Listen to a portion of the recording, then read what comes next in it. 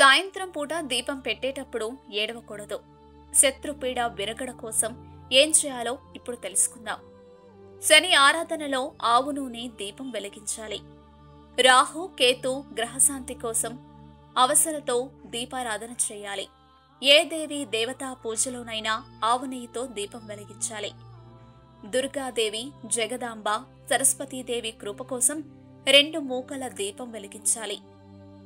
గణపతి అనుగ్రహం కోసం 3 ఒత్తుల దీపం వెలిగించాలి. ఆర్థిక లాభాలు ఆశించేవారు నియమపూర్వకంగా ఇంట్లో లేదా దేవాలయంలో స్వచ్ఛమైన నేతి దీపం వెలిగించాలి.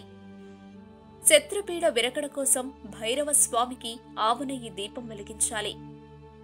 సూర్య భగవానుడి ప్రసన్నం కోసం నేతి దీపం వెలిగించాలి. అలాగే దీపాలు పెట్టే వేళ ఇంటి ముందు తలుపులను తెరిచి ఉంచాలని, వెనుక తలుపులను మూసివేయాలని, దీపాలు పెట్టాక గోళ్లను కత్తిరించకూడదని, ఏడవకూడదని, తలదువ్వకూడదని, సంధ్యా సమయంలోపే ఇల్లు శుభ్రం చేసుకోవాలి అని ఇలా అనేక రకాలుగా చెప్తుంటారు. అయితే ఇవన్నీ ఎందుకు చెప్తారో చాలా మందికి తెలియదు. సాయంత్రం పూట జ్యేష్ఠాదేవి వెనుక ద్వారం నుంచి, లక్ష్మీదేవి ముందు ద్వారం నుంచి ఇంట్లోకి ప్రవేశిస్తారు. అందుకే సంధ్యా సమయంలోపు వెనుక తలుపులను మూసివేసి ముందు తలుపులను తెరిచి ఉంచాలి అని, దానివల్ల జ్యేష్ఠాదేవి ఇంట్లోకి రాకపోగా లక్ష్మీదేవి ఇంట్లోకి వస్తుంది అని అంటారు.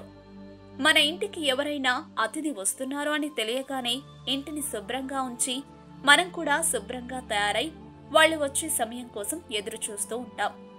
అలాంటిది మన జీవితంలోకి వెలుగును నింపడానికి ఆ లక్ష్మీదేవి వచ్చేసరికి మన ఇంటిని శుభ్రపరుచుకుని మనం కూడా శుభ్రంగా ఉండి ఆ తల్లిని ఆహ్వానిస్తే వచ్చి మన ఇంట్లో కొలువై ఉంటుంది.